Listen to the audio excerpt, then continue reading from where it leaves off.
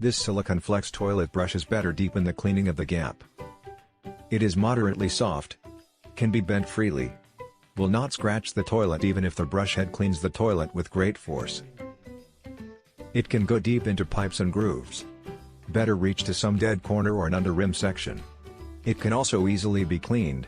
You don't need to worry about the cleaning problem after using the brush. The holder is detachable and with slots allow water and sewage to evaporate quickly.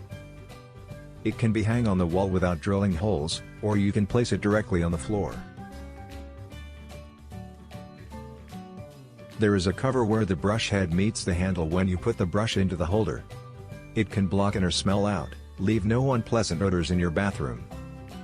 With its fashion and simple looking, it can go with any style of bathroom.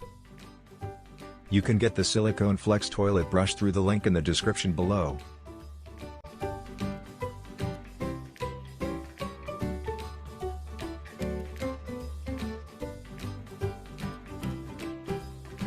That is all.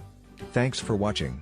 If you like this video and this video helped you out in any way, please give the video a like and hit that subscribe button. Hope to see you in the next video.